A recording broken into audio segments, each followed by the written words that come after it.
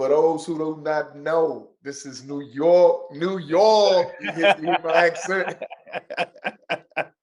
How you guys doing? How's everything? This is definitely a blessing and a wonderful opportunity to be speaking with such a great individual, such as we all know, the all great Sean O.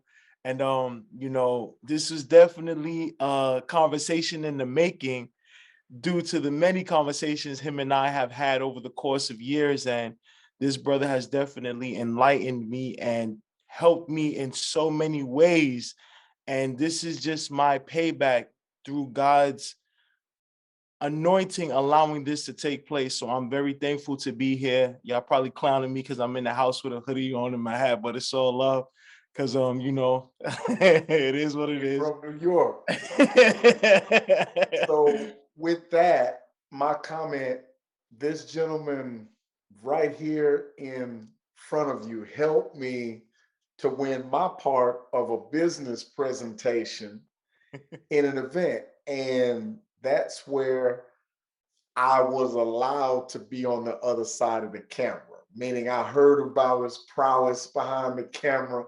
I've seen videos and skits but when this man has me doing certain things in my mind, I can appreciate it.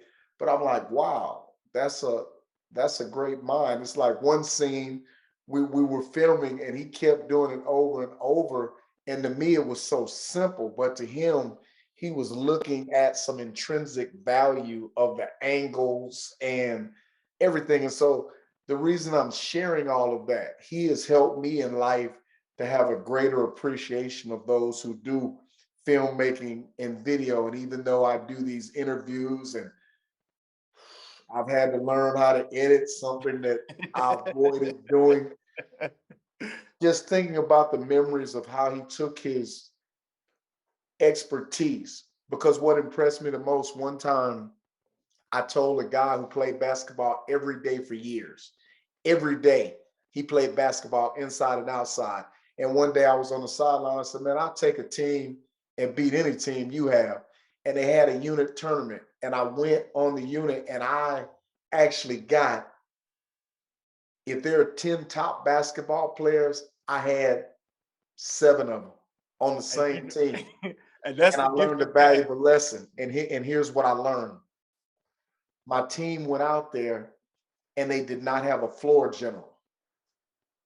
I had power forward, I had small forward, I had center, I had shooting guard, but I did not have the individual I'm telling you about. And he took a team and his average team's height, he was like 6'1". His average team's height was like 5'7". And they went all the way to the championship and lost. And when it was all said and done, he told me something. He said, why didn't you ask me to play on your team? And I said, man, I didn't think that you play on my team. I thought you put your own team together. And I said, I got all those guys, but I have an appreciation that when a man spends time perfecting his art, no matter if I'm able to do it somewhat, no matter if I've done some products and people applaud it, if a man spends time crafting work day in and day out, you have to have an appreciation for that. And that's what this man does concerning videos. So what's been going on, my brother? Everything has been good. It's been a transition for from one stage of life to another stage of life, and it's been very interesting because of the battles that we deal with coming from where we've come from. Mhm. And it's funny because prior to this, you and me were just talking about speeds, and when it comes to speeds, it's executing and accomplishing things, and depending on who's in charge at the time, you could be moving faster than what they're anticipating, and that could create an atmosphere of you're not doing things right. And then you're Right. thinking to yourself, how am I not doing things right? And then they'll be like, you're moving too fast. Well, according to who am I moving too fast for? And then when it's broken down, you're thinking to yourself, well, are you personally putting a timeline on my life? Or is that the rule or the norm of the environment of what I'm under at this point in time? So, like I was just sharing with you earlier, I've dealt with that for a great portion of transitioning from one place in my life to this place in my life. And though I'm still under certain restrictions, I'm still experiencing that, but I'm not allowing it to hinder me, because when it's my time to go, time is not even going to matter anymore, because I had my set time to do what it is that I did. So in my mind, how I receive it is just like, hey, every second counts. So I'm going to capitalize on it as much as I possibly can. And then when I'm gone, then my story can be told, because I won't be here to see my story be told. My story is going to really be told and come under, is going to flourish once I'm no longer here. So my time is counting down. You know what I mean? So I got to go off the hard, man. And that's a little bit of New York for you. I heard Les Brown one time say, "You gotta be hungry." Yes, yes, yes. And Every so, morning. yeah, when you say that, that stands out to me because I believed, I believe that there is some validity in the fact that sometimes people, when we feel like we've missed out or we've squandered opportunities, that there is a history of individuals who try to get back or accomplish things they used to be able to accomplish too fast and they crash.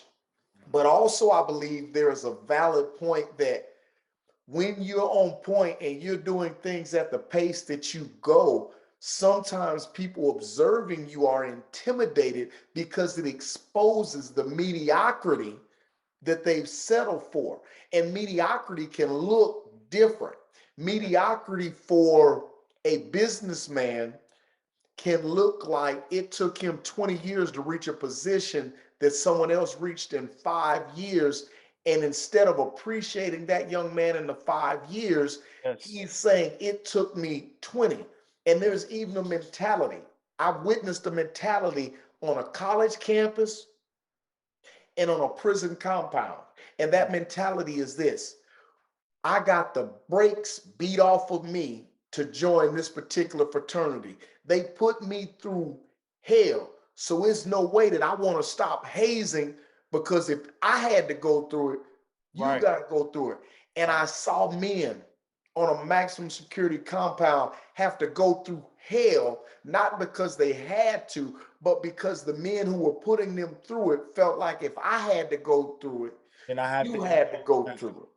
And I want to piggyback off of what you just said, Sean, because remember when we first met, and you was just like, it was almost like, yo, how did this guy just elevate like he just got here? But I'm gonna say this. It's one of those things. And I remember when we first met, and I was telling you about film and how I was getting into it.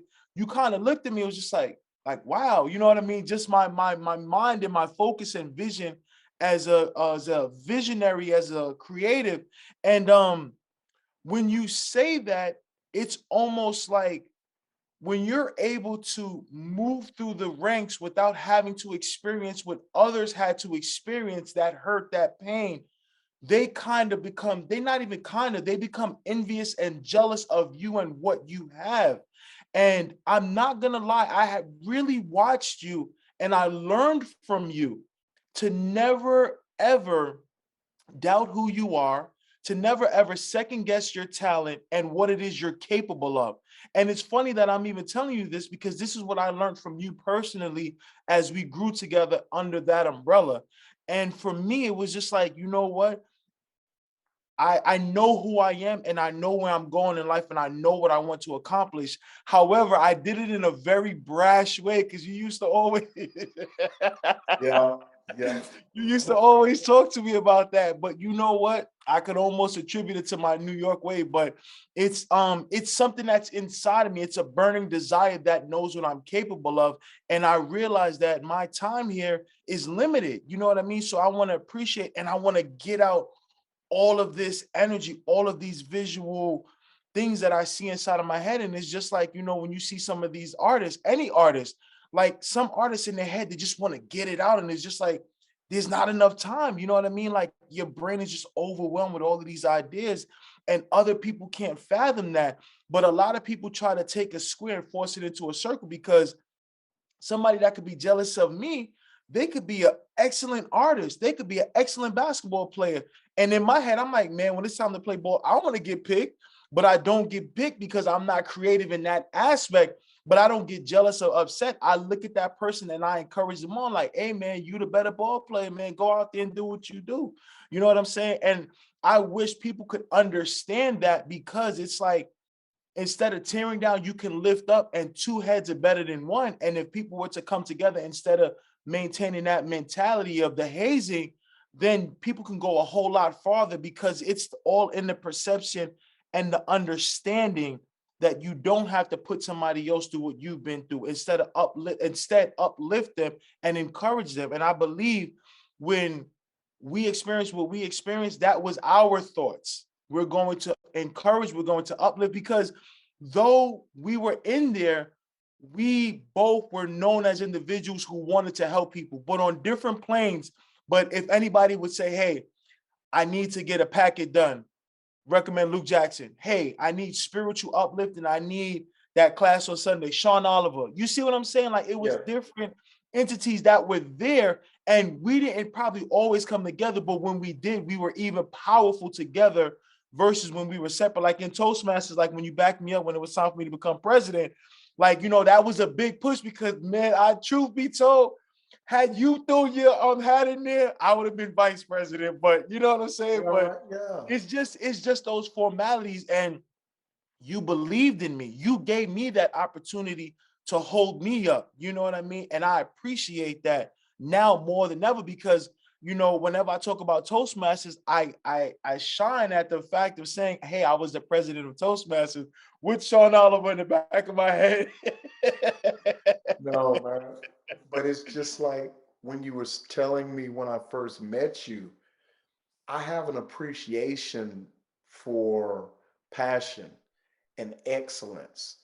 And I can't say in every circumstance, but in most circumstances where I see success as the world knows it, in business, in education, in team sports, it's individuals who can appreciate the value that others bring rather than be intimidated.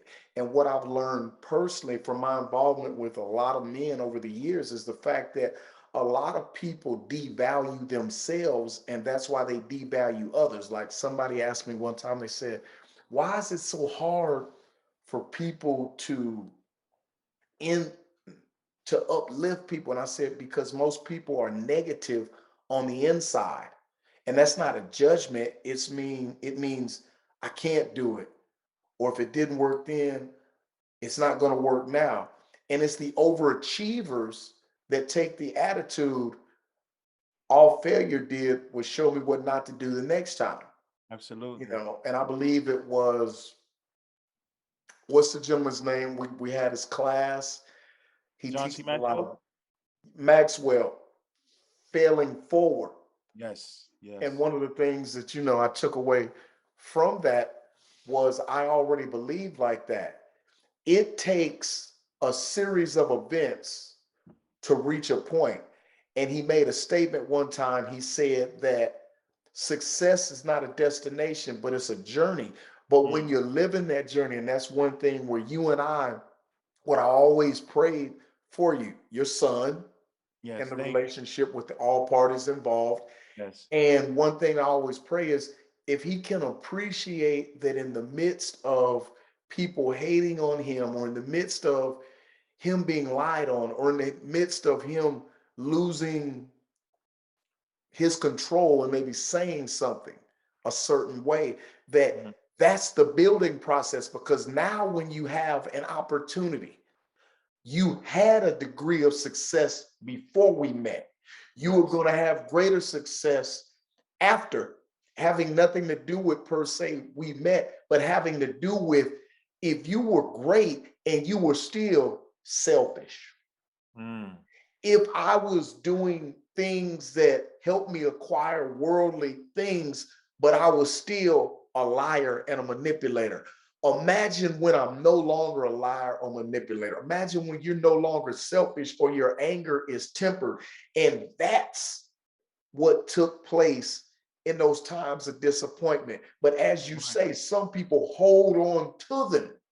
They hold on to those moments. And that's how sometimes you can get exactly what you wanted to get the way you wanted to get it. And instead of appreciating it, you're looking at who's not looking at you. In other words, I got it and I'm doing great. And you're not appreciating, but looking back and saying, yeah, he need to, or she should have seen that. They're not even thinking about you now. And Nope. those are some At serious all. issues, man. But we're not saying those issues, pointing the finger. We're saying that's what problems can cause, as opposed to problems can help us develop into the men that we truly are, and not just the ones we want to be. Absolutely. You know, my personal belief, Absolutely. maybe not yours, my personal belief is a lot of people want to take the easy route. Right. Bottom line, why should I take the hard route if I can take the easy route? But character, tenacity, Yes. hope. Yes. Hey, man, those Yes. are some powerful principles Right. that they're established in hard places. You know, another thing that kind of I had to reflect on recently was it's all about what it is you want for yourself and those around you. However, putting yourself first. And when I had to experience what I just recently experienced, it was just like that moment of forced reflection was needed because sometimes you need to be snatched back to get your mind right to be like, hey, you really veering off, you know what I mean, off trail of what it is I've placed you here to accomplish. And as I had to sit down and reflect, it was just like I reflected into a place of mental breakdown and being like, you can't be serious. I worked so hard to get to where it is that I got to. And for me to take these many steps back, and it was just like, this can't be reality. Like, this is not real right now. And it put me in such a vulnerable state. Like, I became desperate. And I was like, I never thought in a million years I would ever get to this state after experiencing what I've experienced and lost as much as I've lost. And it scared me. But everything that you just said with the whole tenacity, it made me remember who I really was and where I'm going in life. And it had to allow me to recalibrate to be like, hey, yo, Luke, get yourself together, get your mind together. You know, you've come this far, you've been here. So now you gotta come back. You gotta come back. Like, you just don't squander it away. Don't, you know what I mean? And let me tell you something. This book right here, I keep it close to me. And I know I got the Bible right there, but you already know. You know, You think it's a this book game? right here. You think it's a game? Okay, I just want it to be known. You know what I'm saying? I definitely keep it close. And it's just like I'm revisiting. I didn't finish reading it. I'm actually reading it the first time through. But as I'm reading it, I'm like, you know what? These principles have been around me all these time. But it's like, Luke, you need to start applying it now. This is the time right now to start applying it and to start doing and to really turn that mirror more on yourself and start keeping it outwards towards everybody else. Like you were saying, like it's the whole notion of worrying about everybody else and focusing on everybody else. You know what I mean? And in today's media, it's always everybody wants everybody else's how do I want to say it? Attention, you know, things of that nature, but you don't need that. You know what I mean? So I heard a man saying, I won't keep you long because I know you like to keep things short. He said, if you're the only person in the room like you, if you're the only one, a lot of people will say, I'm out of place and I don't belong. But he used the analogy of diamonds. Why are diamonds valuable? What would you say? diamonds are valuable. You know what? I don't even want to lie. I'm not even going to answer because I don't know. One of the reasons diamonds are valuable is because they're rare. Okay. When you're the only one in the room, instead of looking at it like you're out of place, if I'm the only one in the room like me, instead of being out of place, I'm rare. And if I'm rare, I'm Right. valuable. That's just something to think about. Absolutely. Absolutely. Hey, brother, I really appreciate this. Do you have any? Oh, so let me ask you, how has it been for you transitioning from one place to another? Because, of course, in my eyes, And from what I've seen, it's like, hey man, he's doing exactly what he said he would do then now. But I know there are hiccups and we all are going through our Yes. hills and valleys. And I think I'm more interested in wanting to know what has been your biggest obstacle since then to right now. My biggest obstacle has been me just staying true to myself, because a lot of people, they would look at and say, you were on a fast track. You've accomplished A, B, and C, and you've only been here this long. And my expectations, quite honestly, were to accomplish A through H.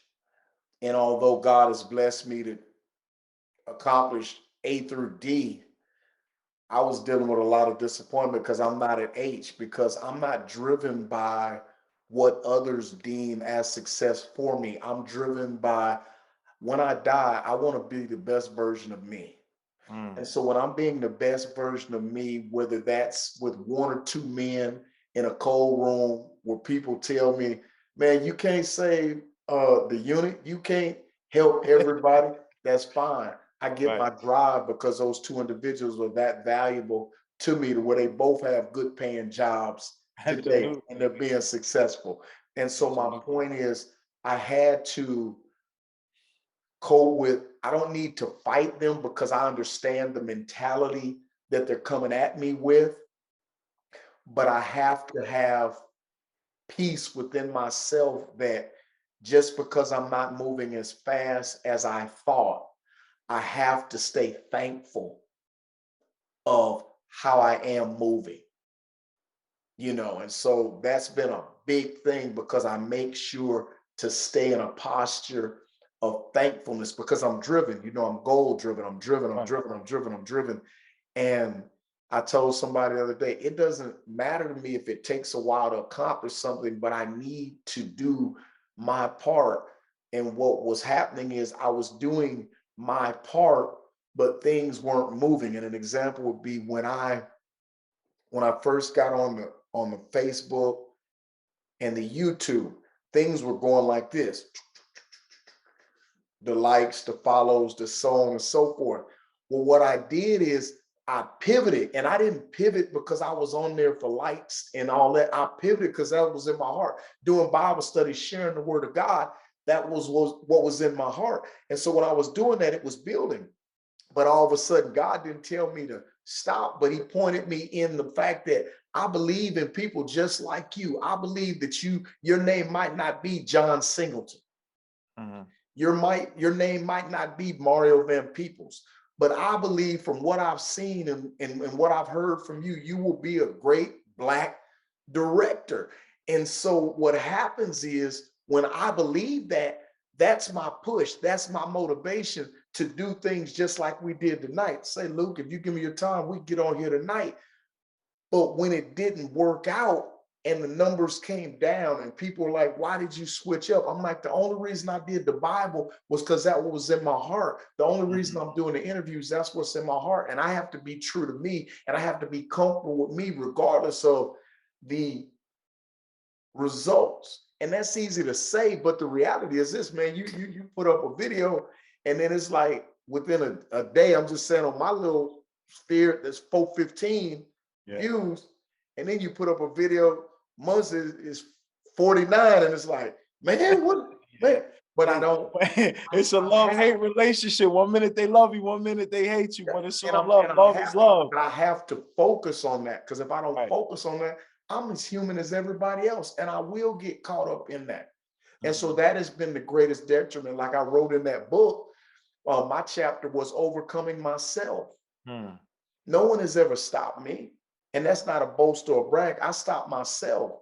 That's why I told you a long time ago, I said, I don't commit to too many people or too many things, Yeah, but what I commit to and definitely who I can. commit to, I'll follow through. And even when you and I were not close, from when I first met you, and the gentleman who mentored you say, hey, I'm leaving. Can you Yeah. somehow, some way spend some time with him? I never forgot that. Now, who else, not to be arrogant, how many people do that? Because I'm not going to give my word absently.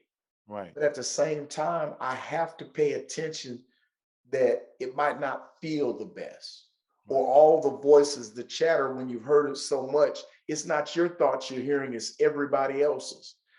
And so I just, to maintain my peace, stay thankful. And that has been the greatest obstacle, staying thankful rather than I gotta push, I gotta push, I gotta push, I Right. gotta push. Right. And that's been the greatest obstacle. Absolutely. I really appreciate you sharing that with me. And I definitely, as always, every conversation with you from day one has been a learning experience for me. And I definitely appreciate you, brother, man. I love you, brother. And thank you, I man. love you. This would not be the last one, but I appreciate you, bro. All right? Absolutely. Thank you, brother. Okay.